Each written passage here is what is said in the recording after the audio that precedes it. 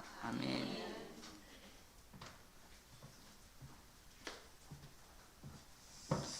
기도하겠습니다. 하나님 감사합니다. 오늘 말씀을 통해서 주님의 말씀이 선포되어질 때 그 말씀을 통하여 지극히 선한 것을 분별할 수 있는 그러한 믿음이 우리 가운데 있을 수 있도록 인도하여 주시고, 우리의 예배가 하나님만 높여드리는 귀한 예배 될 수 있도록 인도하여 주옵소서. 감사드리옵고 예수 그리스도의 이름으로 기도드렸습니다.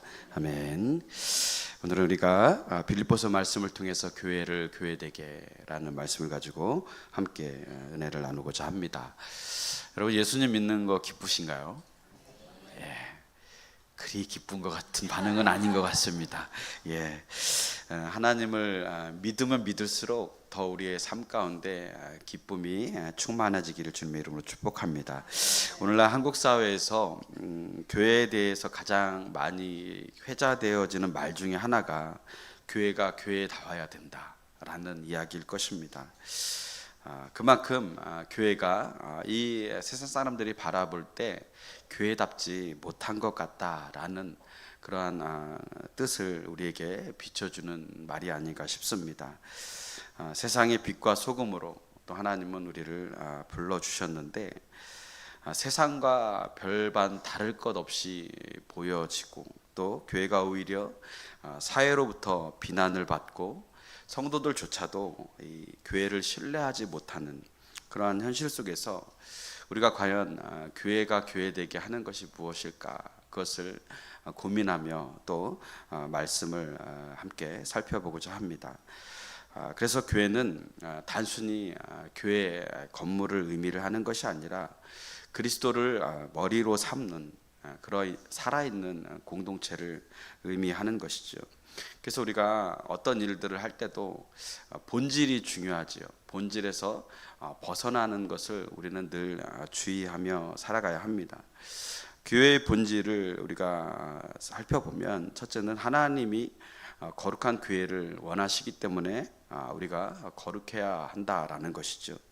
베드로전서 1장 16절을 보면 기록되었을 때 내가 거룩하니 너희도 거룩할지어다 하셨느니라, 이렇게 말씀하고 있습니다. 베드로 사도는 우리를 부르신 하나님이 거룩하시기 때문에 우리 또한 모든 행실에 거룩한 자가 되어야 한다라고 이야기하고 있는 것입니다. 거룩함은 예수님을 믿음으로 의롭게 된 자들이 성령의 도우심을 받아서 점점 죄에 대해서 멀어지고 하나님의 선하신 뜻을 살아가는 그러한 구별된 그런 삶을 의미를 하는 것이죠. 그렇기 때문에 우리는 거룩한 하나님을 닮아가기를 힘쓴다면 우리는 예수 닮기를 더욱 힘쓰는 그러한 성도가 되어야 될 줄로 믿습니다. 두 번째의 본질은 하나님은 교회가 하나 되길 원하신다라는 것입니다. 바울은 성령이 하나 되게 하신 것을 힘써 지켜라, 그렇게 교회들에게 이야기하고 있습니다. 왜 힘써 지키라고 했을까요? 그것은 힘써 지키지 않으면 지키기가 쉽지 않기 때문에, 힘써 지키지 않으면 하나 되기가 쉽지 않기 때문에 그렇습니다. 왜 그렇다면 예수 그리스도 이름으로 모인 교회를 향하여서 이것을 힘써 지켜야 되냐라고 한다면, 교회는 우리가 아는 것처럼 다양한 사람들이 존재합니다. 그래서 사는 형편도 다르고 지식의 수준도 다르고 또 자라온 배경도 다릅니다. 인종도 다릅니다. 서로의 차이를 인정하되 서로를 용납하고 또 복음 안에서 하나됨을 추구할 때 비로소 우리는 하나된 교회를 이룰 수 있기 때문에 그렇습니다.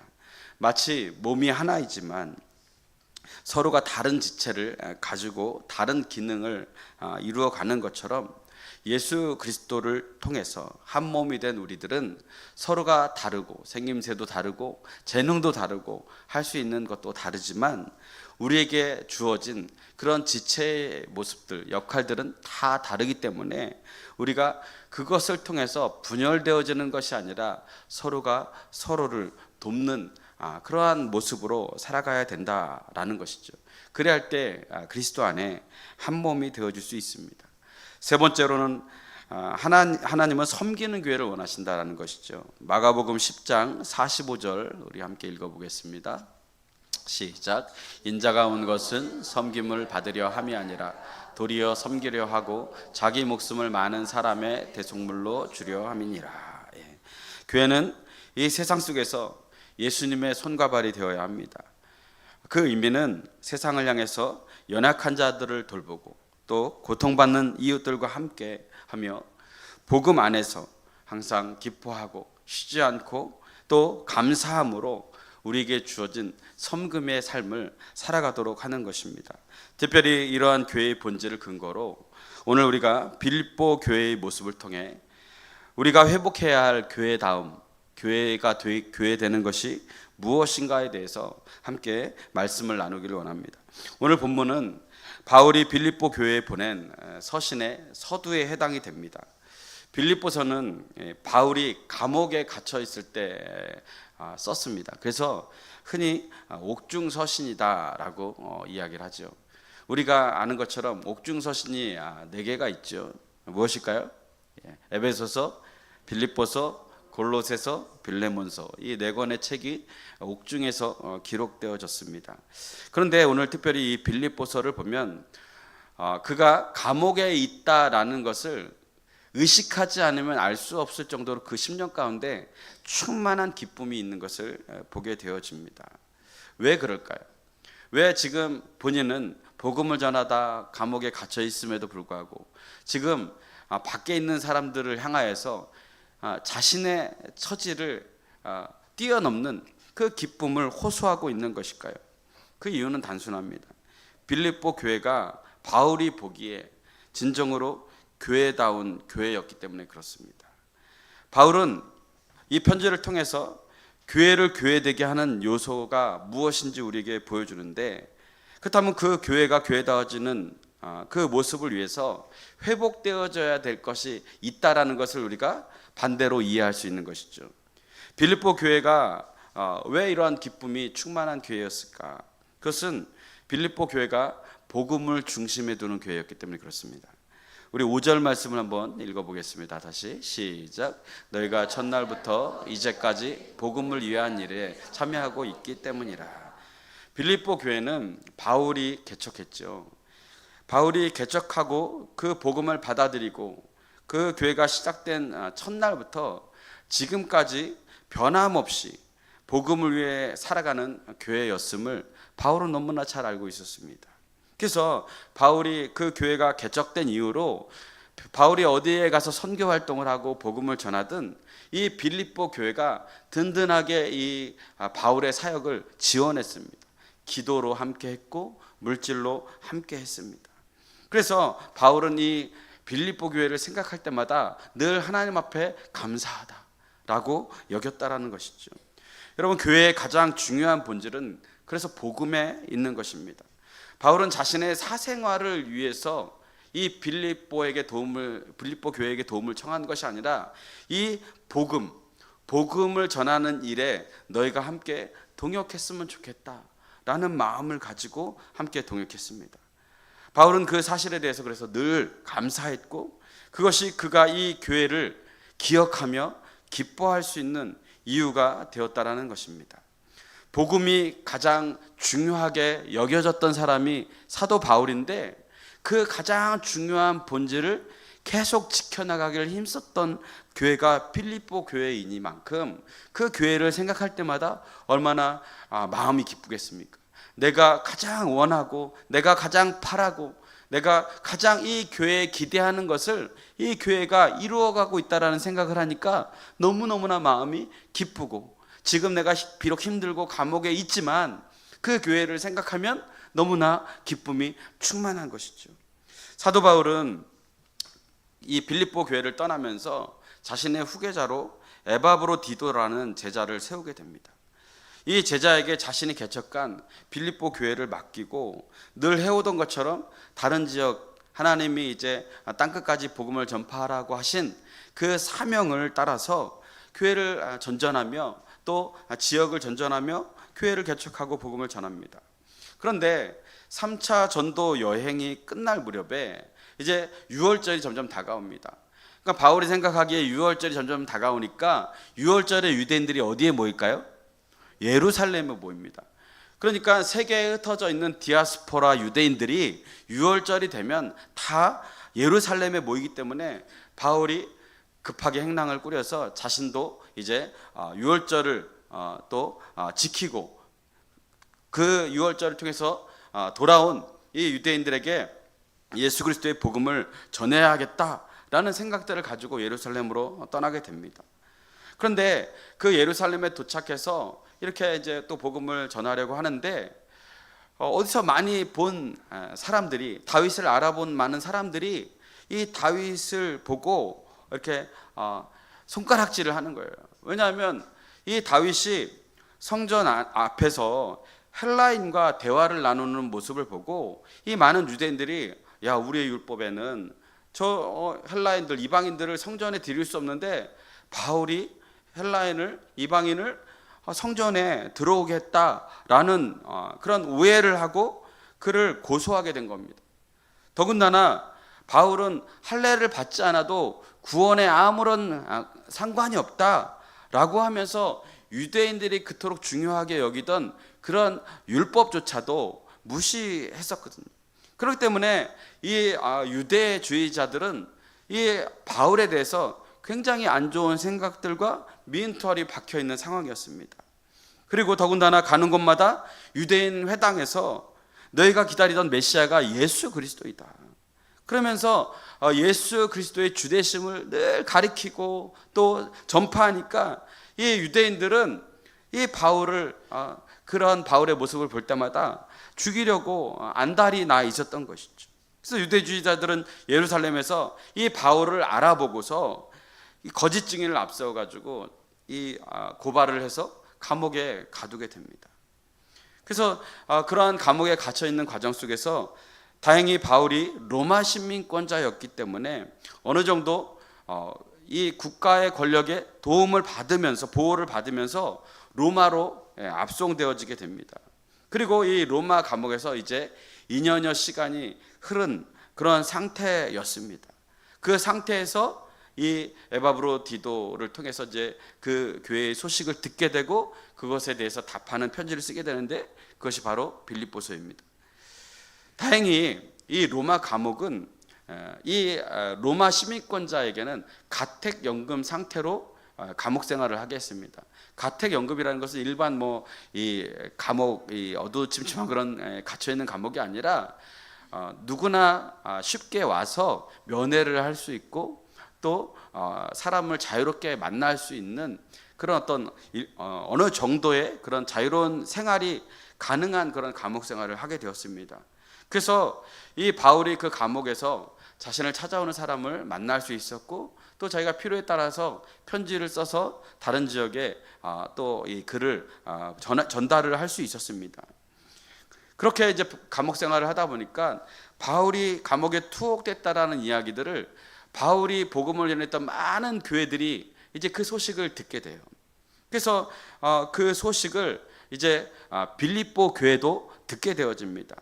그래서 이 소식을 듣고서 빌립보에서 이제 사람이 오게 되는 것이죠. 그런데 문제는 뭐냐면 이 바울이 예루살렘에서 로마로 압송되는 그 과정이 굉장히 길잖아요. 근데 이 과정에 있는 동안 빌립보 교회에 큰 문제가 발생하게 됩니다.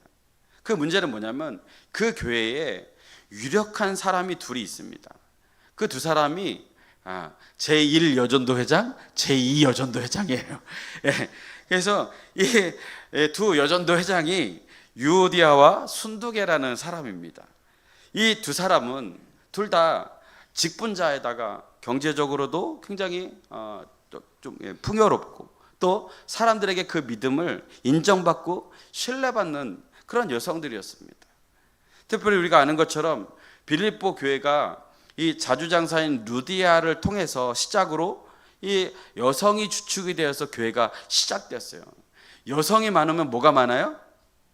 예, 너무나 잘하시네요.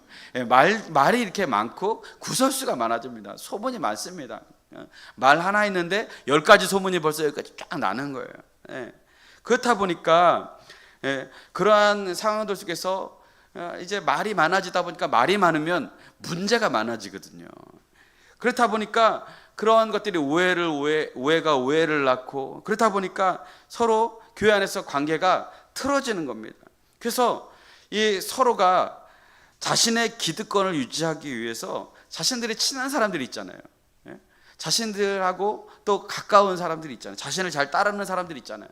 그러니까 자신을 잘 따르는 사람들을 중심으로 해서 파를 나누게 돼요. 두 파로 나누어지게 됩니다. 그래서 여당과 야당이 나눠져요. 이 두 파가 교회 안에서 늘 골치가 아픈 거예요. 그래서 이 에바브로디도 이 목사님이 뭔가 사역을 나눠요.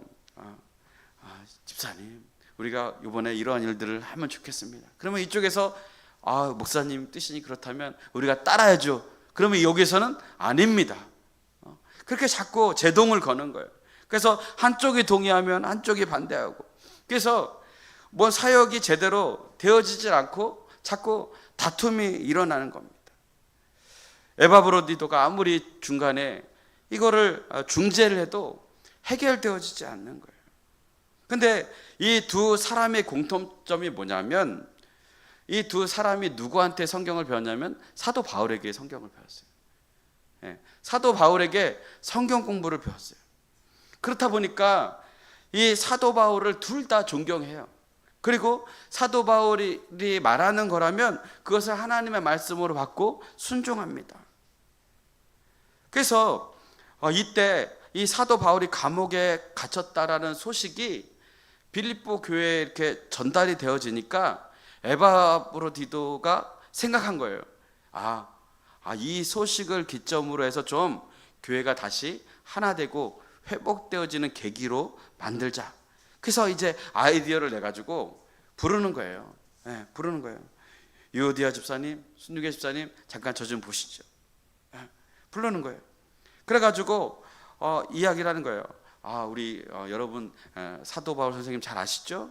그 사도 바울 선생님이 복음을 전하다가 지금 로마 감옥에 갇혀서 지금 몇 년째 저렇게 고생하고 있습니다. 그러니까 우리가 위로금을 잘 모아서 먹을 거랑 좀 입을 거를 좀 잘 챙겨가지고 우리 사도 바울 선생님을 좀 찾아가서 위로하고 기도하고 좀 격려했으면 좋겠습니다. 그래서 우리 각 구역별로 좀 이렇게 좀 회비를 좀 모아가지고 헌금을 좀 모아가지고 위로금을 전달합시다. 그렇게 이제 이야기를 하는 거예요. 그래서 그 과정을 통해서 이제 에바브로디도가 기대를 하는 거죠. 어떻게 될까? 그런데 그렇게 이야기를 했음에도 불구하고 위로금을 모으긴 모아요. 모으긴 모으는데 그들이 허영과 다툼 가운데 모으게 돼요. 그래서 우리가 저기는 이만큼 냈으니까 우리 이만큼 냅시다. 우리 이런 방법으로 합시다. 저런 방법으로 합시다. 오히려 막 이렇게 분란이 일어나고 다툼이 일어나게 됩니다. 그래서 어쨌든 이 위로금이 모아졌으니까 이것을 집행하기 위해서 에바브로디도가 수행원을 한두 명 데리고서 직접 이제 빌립보에서 로마까지 이동을 하게 됩니다. 근데 이 빌립보는 굉장히 이 마게도냐의 이게 상단에 있고, 이 로마는 또 지역을 벗어나잖아요. 그렇다 보니까 거리가 굉장히 멉니다. 오늘날처럼 뭐 교통수단이 차가 있습니까? 뭐 비행기가 있습니까? 그런 게 아닙니다. 말도 타고 때로는 산을 걸어서 건너야 되고 또 배도 타고 이렇게 가게 되고, 또 보안이 그때는 뭐 별로 좋지 않죠. 그러다 보니까 도적제들도 만날 수 있고, 그러니까 풍랑도 있고 또 지역을 또 바꾸다 보니까 또 여러 가지 풍토병도 생길 것이고, 거기에다가 이 큰 돈을 가지고 이제 가야 되잖아요. 그러니까 얼마나 불안합니까? 그래서 신경이 많이 쓰이는 거예요. 그렇게 이제 우여곡절 그때 이 에바브로디도가 로마에 당도하게 되는데, 로마에 도착할 때쯤에 이 에바브로디도가 너무 고생을 많이 하고 힘들어서 병에 걸리게 됩니다.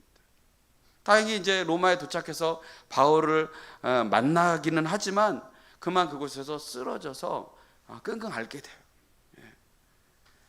그동안 바울이 그것을 보면서 바울이 그동안 얼마나 병자들을 위해서 기도하고, 그죠? 신유의 역사도 일으키고 막 그랬잖아요.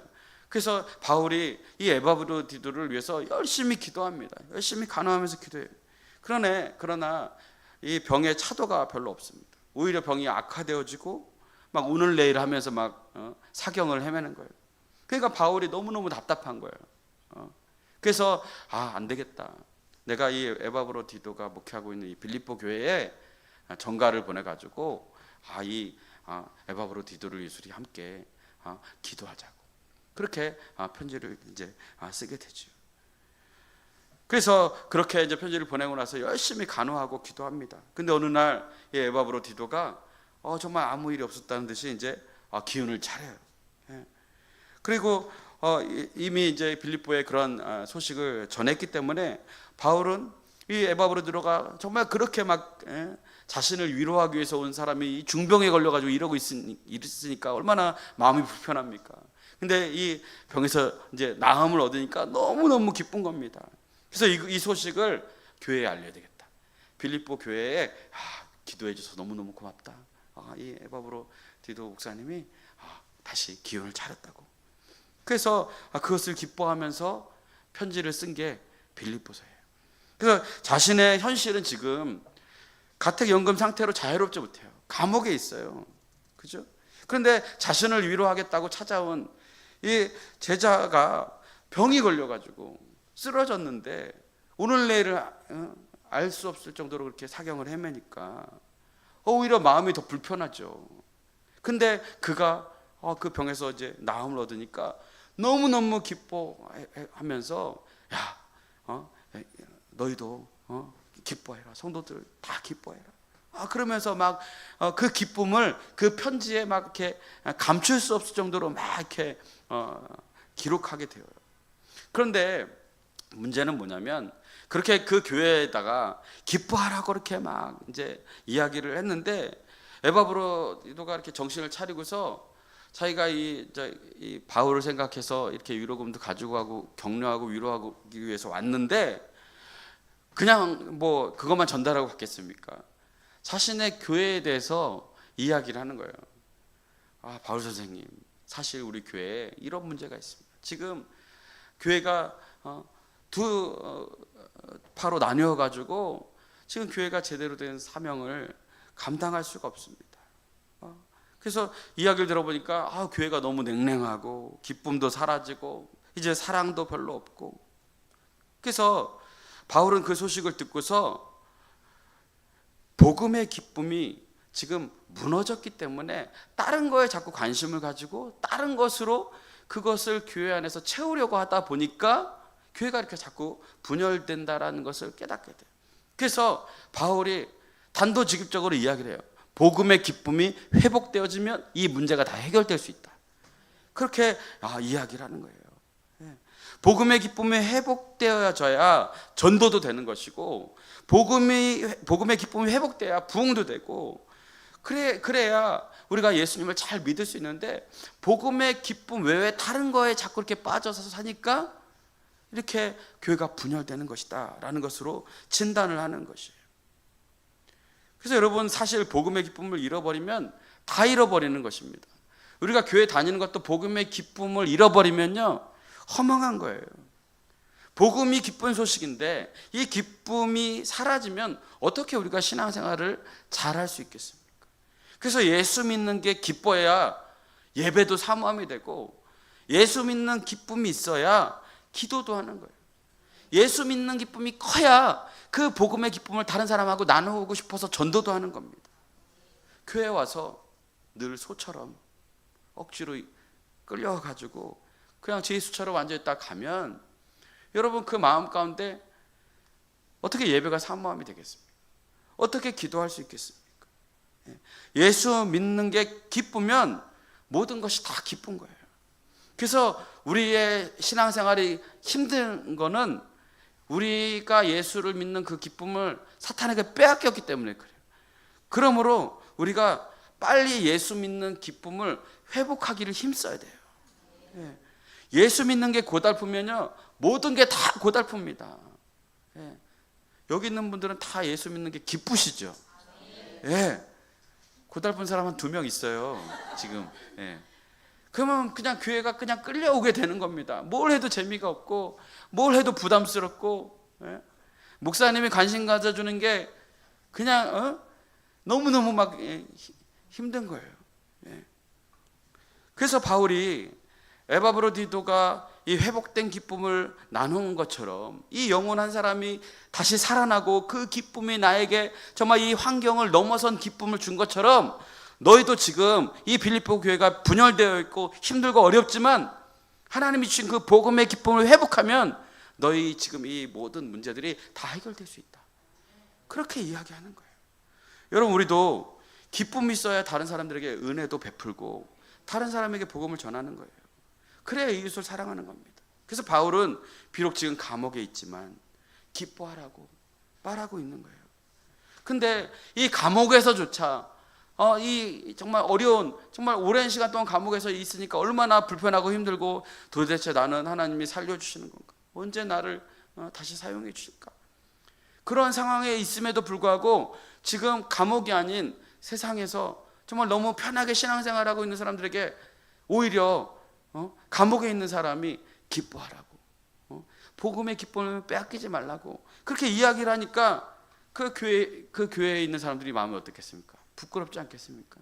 야, 바울이 저렇게 힘든 상황 속에서도 저렇게 기뻐하면서 복음을 우리에게 증거하고 있는데, 우리는 이렇게 자유롭게 신앙생활하면서 복음을 따르면서도 늘 불평하고 불만하고 감사하지 못하고 너무너무 부끄럽다라고 여겨지는 것이죠. 빌립보 교회는 여러분, 바울이 2차 전도 여행 때 세운 교회입니다. 그가 드로아에서 환상을 보죠. 그래서 자꾸 마게도냐 사람이 등장해가지고 우리를 와서 좀 도우라고 하니까 그것을 성령의 인도하심으로 믿고 건너가서 처음 세운 교회가 빌립보 교회입니다. 근데 그곳에서 교회를 세우고 나서 얼마 있다가 이렇게 복음을 전하려고 돌아다니다 보니까 점치는 여자가 사람들을 모아놓고 점을 치고 돈을 받는 거예요. 근데 이 바울 일행이 가서 보니까 이게 귀신 들렸거든요.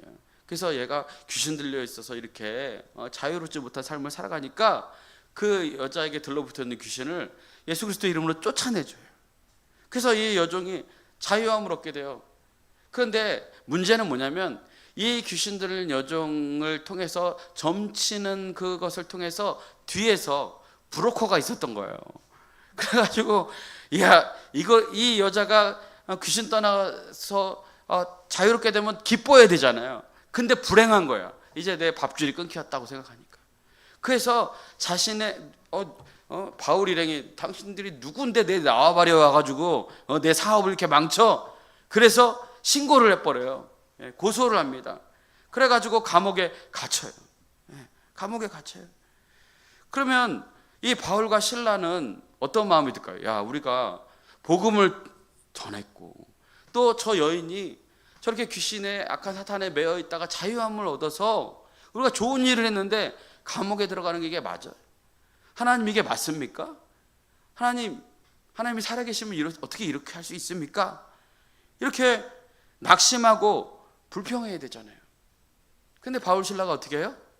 할렐루야! 찬양하는 겁니다. 이렇게 찬양.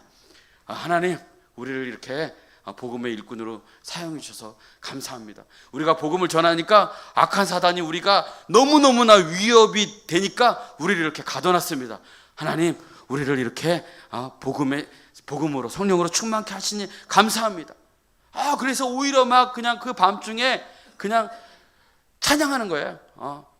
여기서 찬양하면 민원도 안 들어오고 얼마나 좋아요. 그러니까 막 열심히 찬양하는 거예요. 근데 그때 또 기적이 일어나요.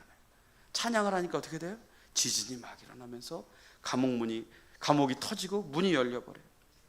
근데 그 감옥을 지키고 있던 간수가 졸다가 깜짝 놀라서 일어나보니까 문이 다 열렸네. 어두컴컴하니까 죄수들이 다 도망간 걸로 착각을 하는 거예요. 그래서 이 아침에 이 모습을 보면 내가 이 죄수들을 놓쳐버린 게 되니까 나뿐만 아니라 우리 가족들까지 다 죽게 생겼으니까 안 되겠다. 내가 자결하자. 그래서 자결하려고 이렇게 하는데 멀리서 바울이 그걸 보고 소리 지른 거예요. 스탑! ing! 그렇게 하는 거예요. 그러니까 자세히 보니까 바울이 있는 거예요. 그리고 나서 간수가 와서 이 죄수인 바울 앞에 엎드린 거예요. 선생님, 제가 어떻게 해야 살 수 있겠습니까? 지금 이 상황에서 내가 어떻게 해야 구원을 받을 수 있겠습니까? 그때 너무도 유명한 말을 하죠. 주 예수를 믿으라. 그리야만 너와 내 가정이 구원을 받으리라. 그래서 간수와 그 가정이 구원을 받습니다. 이때부터 빌립보 교회가 시작이 되어져요. 그러니까 빌립보 교회는 감옥에 갇혀 있어도 원망과 불평이 아닌 찬송과 기쁨으로 시작되었다라는 거예요. 그런데 너희도 서로 원망하지 말고 복음의 기쁨이 회복되어야 되지 않겠느냐라는 거예요. 감옥에서도 하나님을 만났고 감옥에서도 하나님의 기쁨 때문에 교회가 시작되어졌는데 지금 너희가 있는 곳은 감옥도 아니고 자유롭게 예수님 믿을 수 있는 곳인데 그 교회 안에서 서로 다투고 헐뜯고 팔을 나누고 마귀가 좋아하는 짓거리 하고 그러면 어떻게 되겠냐라는 거예요. 그러니까 다시 복음의 기쁨을 회복하도록 너희가 힘써라. 그렇게 바울이 권면하고 있는 겁니다. 그래서 여러분의 삶 가운데 문제가 생기면 가장 먼저 진단해야 되는 게 뭐예요? 내가 복음 때문에 기쁘게 살아가고 있는가? 내가 살아가는 기쁨이 복음 안에 있는가? 그 복음 안에 내 기쁨이 있기 때문에 지금 여러분이 이 자리에 있는 거 아니겠습니까?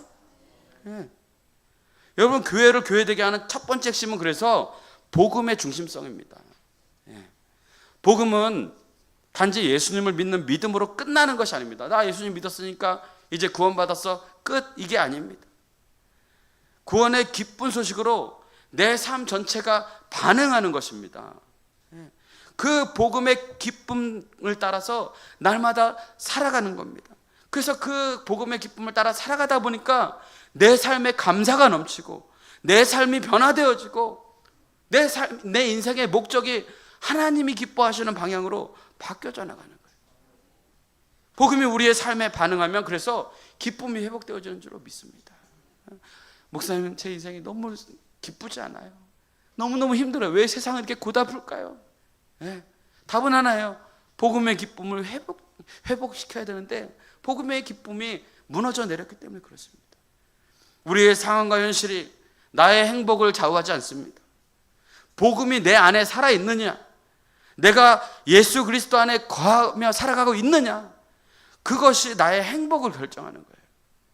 그런 가정과 교회는 크든 작든 눈에 띄든 띄지 않든 반드시 하나님의 기쁨의 통로로 사용되어진다는 것을 지금 바울이 이야기하고 있는 것입니다.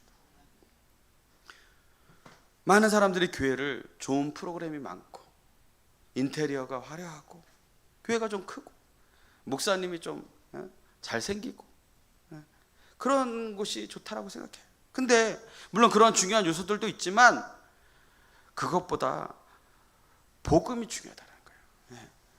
복음보다 앞서면 교회 안에서의 모든 것들은 다 이벤트 센터로 전락하는 겁니다.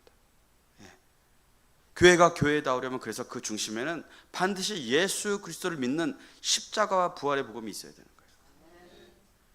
예배와 말씀, 기도를 통해서 예수님을 만나야 되는 것이고 은혜의 감격을 통해서 주님과 동행하면서 세상이 알 수 없는 그 기쁨이 우리를 살게 하시는 그 능력을 우리가 경험해야 되는 거예요. 두 번째로 교회는 서로를 위해 기도하고 감사하는 공동체가 되어야 합니다. 우리 3절과 4절 말씀을 함께 읽겠습니다. 시작. 내가 너희를 생각할 때마다 나의 하나님께 감사하며 내가 간구할 때마다 너희 무리를 위하여 기쁨으로 항상 간구함은. 바울은 감옥 안에서도 빌립보 교회를 생각할 때마다 감사했다라고 고백합니다. 그리고 그들을 위해서 기도할 때마다 기쁨이 넘쳤다라고 이야기를 해요. 그가 빌립보를 생각할 때마다 과거의 그런 사역들을 생각했을 거 아니에요. 빌립보 교회를 생각해 보니까 내가 유럽에서 처음 세운 교회고 우리 자매들 중심으로 세운 교회고 그 자매들을 데리고 소그룹 성경 공부도 하고 집에서 성경 공부도 하고 성경 암송도 하고 그러면서 은혜 받았던 그 감격들이 얼마나 그 마음 가운데 있었겠습니까? 복음을 전할 때마다 우리 빌립보 교회 성도들 많은 그 빌립보 교회만은 나를 위해서 기도해 주겠지. 나를 위해서 또 이렇게 후원도 해주고. 그래서 그의 모든 복음 전도의 사역에 이 빌립보 교회를 빼놓을 수가 없는 것입니다. 여러분이 늘 푸른 교회를 생각할 때마다 감사가 넘쳤으면 좋겠습니다. 우리 늘 푸른 교회를 생각할 때마다 야, 교회 가고 싶다. 눈만 뜨면 야, 교회 가고 싶다. 2명만 얘기했어요. 눈만 뜨면 빨리 집에 가고 싶다 이러면 안 돼. 교회 온 지 이제 얼마 안 됐는데 오자마자 기도 딱 하고서 얼마 안 돼가지고 자꾸 교회 탈출하고 싶은 마음 들으면 이게 수상한 겁니다. 수상한 거예요. 교회 열심히 다니고 하나님 기뻐하시는 그런 삶을 살아야 되는데 왜 이렇게 주일은 빨라? 왜 이렇게 벌써 주일이야? 이런 마음이 들면 안 되는 거예요. 늘 푸른 교회에서 신앙생활을 할 수 있어서 감사하는 성도가 되길 바랍니다. 생각할 때마다 감사하다라는 것은 그만큼 친밀하다라는 거예요. 여러분 어떤 사람 만나고 싶어요? 친밀한 사람 만나고 싶은 거예요. 결국 그죠? 하나님과 친밀하고 성도와 친밀하고 목사와 친밀하고 그러면 교회 가고 싶은 거예요. 근데 이런 것들이 채워지지 않으면 자꾸 도망가는 겁니다. 자꾸 교회에 머물러 있는 시간을 아까워하게 되고. 그래서 친밀감은 늘 기도와 함께 갑니다. 생각할 때마다 감사하니까 자꾸 기도해요. 교회를 생각할 때마다 우리 성도들을 생각할 때마다 감사하니까 자꾸 기쁨으로 하나님께 아뢰요. 그러면 교회가 교회다워지는 거예요. 왜요? 교회는 기도하는 집이니까. 그래서 내가 신앙생활을 정말 잘하고 있구나. 어떻게 할 수 있냐면 내가 성도들을 생각하고 교회를 생각할 때마다 감사한지, 그리고 기도할 때마다 우리 성도들을 위해서 교회를 위해서 기도하는 것이 기쁜지, 그거를 보면 우리 교회가 정말 교회다운 교회구나. 그것을 깨닫게 된다는 거예요.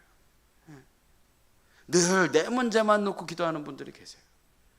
늘 내 문제만 놓고 기도하는데 그 문제도 해결이 안 돼요. 그러면 신앙생활이 기쁘지 않습니다. 그것은요, 여러분 수준이 낮은 기도예요. 우리의 기도는 어떤 기도예요? 먼저 그의 나라와 그 의를 구하는 기도예요. 그리하면 그 모든 것을 다 하나님이 채우실 것을 믿는 기도예요. 바울의 기도에는 바로 사람과 사람 사이에 이런 신앙적인 친밀감, 유대감이 있습니다. 서로를 기억할 때 감사하고 서로를 생각할 때 한마디라도 더 기도해주고. 그래서 교회를 교회되게 하는 것은 단순한 어떤 조직이나 구조가 아니라 이 관계에서 비롯되는 겁니다. 우리가 기도할 때 하나님과의 관계가 더욱더 깊어지고, 우리가 기도할 때 우리 성도들의 삶 가운데 서로의 그런 어떤 믿음이 더욱더, 신뢰가 더욱더 깊어지는 것입니다. 서로의 영혼을 돌보며 기도하고 감사하는 그런 관계일 때 그 교회는 진짜 교회가 되는 줄로 믿습니다. 그러므로 이제 여러분이 누군가의 기도의 대상이 되기보다 누군가를 위해 감사함으로 기도하는 성도가 되길 바랍니다. 우리가 성경 공부할 때마다 말씀을 나누지만 서로 기도 제목 나누는 이유가 뭡니까? 서로 생각할 때마다 하나님께 감사하게 되고, 서로 사랑하니까 그를 위해서 기도하는 것이 우리에게 너무나 큰 기쁨이 되는 거 아니겠습니까? 근데 그냥 기도만 하지 말고 서로 생각할 때 감사하면서 기뻐하면서 기도하라는 거예요. 이처럼 교회는 서로를 위해서 중보하는 공동체가 되어질 때 교회다움을 지켜나갈 수 있습니다. 세 번째로 사랑과 거룩함으로 자라는 교회가 되어야 합니다. 우리 9절과 10절 말씀을 함께 보겠습니다. 시작. 내가 기도하노라 너희 사랑을 지식과 모든 총명으로 점점 더 풍성하게 하사 너희로 지극히 선한 것을 분별하며 또 진실하여 허물 없이 그리스도의 날까지 이르고. 구원받은 성도는 죄를 멀리하고 의롭게 됨으로 구별된 삶을 살아가는 거룩한 삶을 살아가야 합니다. 그것이 하나님의 말씀에 순종하며 살아가는 우리의 인생 가운데 우리가 걸어가야 할 그러한 길인 것입니다. 바울은 빌립보 교회가 사랑으로 자라가되 감정적인 사랑이 아니라 지식과 총명, 그러니까 말씀 안에 자라나는 사랑, 그것을 통해서 살아가기를 기도합니다. 그 결과가 무엇입니까? 진실함과 거룩함입니다. 그래서 기도하는 교회에 반드시 일어나는 그러한 모습들이 뭐냐면 진실한 마음과 거룩한 삶을 살아가고자 하는 그런 삶의 변화가 일어난다라는 사실입니다. 교회를 교회되게 하는 세 번째 요소는 그래서 말씀 안에서 자라나는 사랑과 거룩함입니다. 우리가 사랑하되 말씀 안에서 사랑해야 풍성해지는 것입니다. 오늘날 교회들이 어떤 분들은 사랑을 말하지만 진리를 빼버린 사랑을 말할 때가 많습니다. 감정적인 사랑을 말할 때가 많습니다. 또 어떤 교회는 진리를 외치지만 사랑 없는 율법주의를 강요할 때가 많습니다. 그러나 하나님이 기뻐하시는 교회는 말씀 안에서 사랑하고 사랑 안에서 거룩함으로 나아가는 교회입니다. 여러분, 우리가 하나님을 믿되 하나님이 우리를 사랑하시지만요, 하나님은 우리를 사랑하신다 그래서 모든 불의함까지도 다 받아주시는 사랑을 하시는 것이 아니에요. 하나님은 공의의 하나님이십니다. 하나님은 의로우심 가운데 우리의 사랑을 나타내시는 것이죠. 그러므로 우리는 날마다 하나님의 말씀 안에서 하나님을 사랑하기를 힘쓰고, 또 우리가 교회를 사랑하되 하나님 앞에 거룩함으로 진실함으로 우리가 살아가야 될 줄로 믿습니다. 초대교회의 교부인 터툴리아는 로마 제국 사람들이 기독교인들을 향해서 이렇게 말했다고 기록을 해요. 보라, 저들이 서로를 얼마나 사랑하는가를 보라 라고 로마 사람들에게 이야기를 하는 거예요. 이 말 한마디에 복음의 힘이 담겨 있습니다. 터툴리안이 로마 사람들이 하는 이야기를 기록한 거예요. 로마 사람들이 그런다는 거예요. 야, 저 사람들 봐라. 저렇게 서로를 어떻게 사랑할 수 있지? 저렇게 어떻게 생명 다해서 서로를 사랑할 수 있지? 저거를 봐라. 그 말은 뭐예요? 저거 본받아야 된다라고 하는 거예요. 오늘 우리 늘 푸른 교회 안에서도 이런 사랑과 거룩함이 회복되어야 될 줄로 믿습니다. 보라, 늘 푸른 교회 성도들이 서로를 얼마나 사랑하는가를 보라. 예, 이것이 우리의 자랑이 되어야 될 줄로 믿습니다. 결론을 내리고자 합니다. 교회를 교회되게 하는 것은 그리스도의 마음이 결국 우리 가운데 회복되어지는 것입니다. 그 마음을 통해서 우리가 기뻐할 수 있는 것입니다. 우리 6절 말씀을 함께 보겠습니다. 시작. 너희 안에서 착한 일을 시작하신 이가 그리스도 예수의 날까지 이루실 줄을 우리는 확신하노라. 바울이 확신했습니다. 그리스도께서 다시 오실 그날까지 하나님이 우리를 통해서 착한 일을 하실 것을, 거룩과 진실함으로 우리가 하나님을 기뻐하시는 삶을 살아갈 때 하나님께서 우리를 지키실 것을 이 사도 바울은 확신했습니다. 그래서 빌립보 교회 안에서 하나님께서 시작하신 착한 일, 이 복음을 통해서 하나님이 기뻐하신 일들을 이루어 가시는 이 일들을 통해서 하나님의 복음의 공동체가 사명을 끝까지 완성할 것을 이 사도 바울은 깨달았습니다. 교회를 교회되게 하시는 분은 목회자도 아니고 성도도 아니고 프로그램도 아니고 바로 하나님이십니다. 하지만 그 일은 복음을 중심에 두고 서로를 위해 기도하고 사랑과 거룩함으로 자라나는 교회를 통해서 하나님이 하십니다. 우리는 어떤 교회를 세우기를 원합니까? 겉모습은 그럴듯하지만 복음이 사라진 교회입니까? 사람은 많지만 서로에 대한 기도와 감사가 사라진 공동체입니까? 프로그램은 풍성하지만 사랑과 거룩함이 없는 교회입니까? 오늘 바울이 빌립보 교회를 바라보며 기뻐했던 그 시선으로 우리는 우리 늘 푸른 교회를 바라볼 수 있기를 바랍니다. 우리도 복음의 중심에 기쁨이 넘치는 교회가 되기를 바랍니다. 서로를 위해 기도하는 공동체가 되기를 바랍니다. 사랑과 거룩함으로 자라나는 진정으로 하나님의 뜻을 이루어가는 교회가 되어지기를 주님의 이름으로 축복합니다. 함께 기도하겠습니다. 하나님 아버지 감사합니다. 오늘 말씀을 통해서 교회가 교회답지 못한 이 시대 가운데 하나님이 빌립보 교회를 통하여서 복음의 기쁨이 회복되어지는 교회로 하나님 나아가길 원했던 것처럼 오늘 이 시대 가운데 우리 늘 푸른 교회가 진짜 교회, 복음의 기쁨이 회복되어지는 교회가 되어지길 소망합니다. 복음을 중심에 두게 하여 주시고 서로를 위해 감사하며 기뻐하게 하시고 사랑과 거룩함으로 자라나는 공동체가 될 수 있도록 하나님 역사하여 주시옵소서. 주께서 시작하신 착한 일을 예수 그리스도의 날까지 이루실 것을 믿음으로 우리 교회가 하나님을 위해서 날마다 새로워지는 주님이 기뻐하시는 교회가 될 수 있도록 주님 역사하여 주옵소서.